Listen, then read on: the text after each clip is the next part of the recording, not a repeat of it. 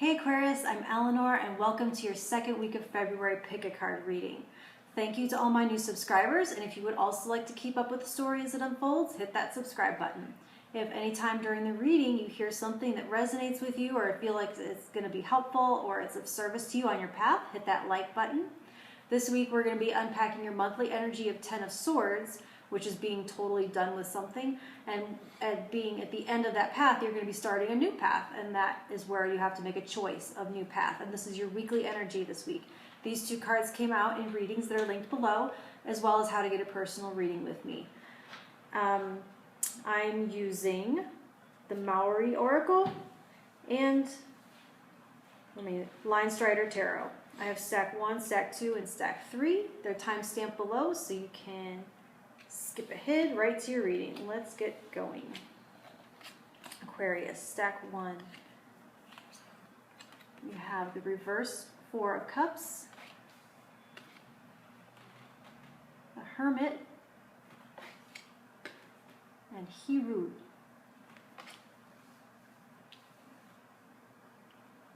So I'm getting a little bit with this reverse 4 of Cups, a bit of impulsivity. And so there's really a need here as you face this end of a cycle and face a new one and choose a new path to hold on a minute and to think clearly about what it is that you know to be true about yourself.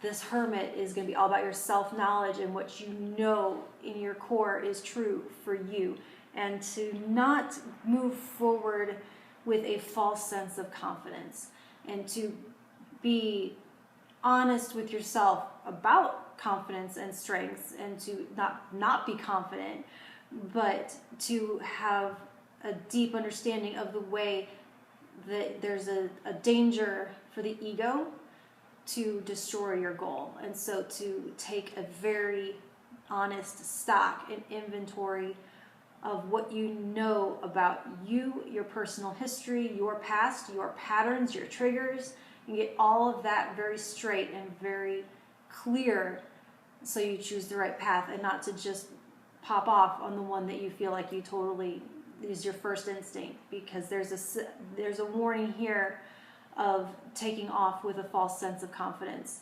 and needing to take a good look at things and good look at yourself and your history before moving forward. All right, Aquarius. Step 2, you have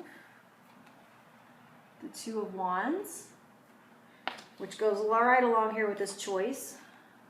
Justice in reverse. And Tuna, which is an eel. So it feels as though I'm seeing it's as though you have two choices in front of you, and that neither one feels like it's the right option. That when you examine both paths, there's a sense where they both create different types of imbalance. Like going this way is going to tip the scales in this way, and going that way is going to tip the scales in another way. And neither one seems like it's it right now. And that is an accurate perception if that's what you're perceiving, because there is a third path.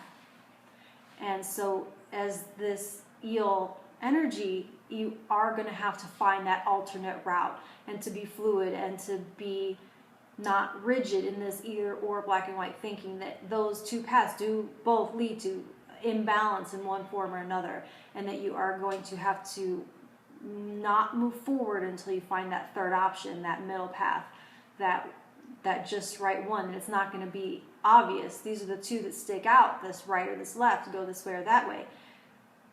But to kind of meander and look around and kind of look at things from different perspectives and find the third route. That's your way, is that third route.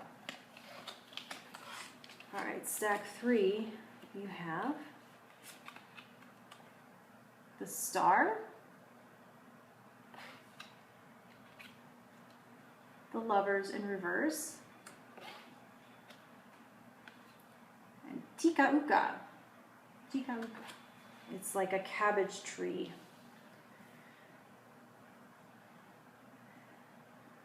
So I'm feeling like there is an ending here, something that you feel is done and that you're moving forward and you're choosing to cut something out.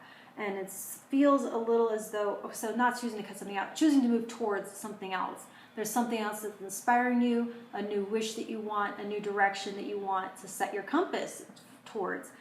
And so, but what that means is having to walk away from something else, to split your path off from where it has been going so far. And there may be some struggles around that because of the way it feels that erases the past or doesn't honor the past the way it ought to. And I feel what I want to talk about with you is how what you've accomplished, what you've done, what things in the past meant to you don't get erased just because they don't come with you and towards the future. Everything that you've gone through, everyone you've been with, everything that is part of your story up until now is still your story. And just, you can honor that and still have that be part of you. Just because it doesn't move with you into the future doesn't mean it didn't happen, doesn't mean it isn't still part of your identity, doesn't mean it isn't still something that you can honor and that you can cherish and has a place. What you've earned, you haven't lost. You don't erase the past or negate the past just because it can't come with you into the future. It is still part of you, it is still there. And by that same rationale, just because something has been with you all this time, or you have been with someone all this time, that's not a reason to always have it be that way. Life changes. Your direction is going to change. You're going to be called onto a new path. Life is change. And so it doesn't, having a history isn't a reason for that history to be your future. They have to be separate. And you have to be able to move forward without feeling chained to something just because it's been part of you up until this point. It always will be, and you can still move forward and still separate from it so that you can move forward, because it doesn't negate it, it doesn't erase it, it is still always there, if that helps any. All right, Aquarius, talk to you soon. Thank you.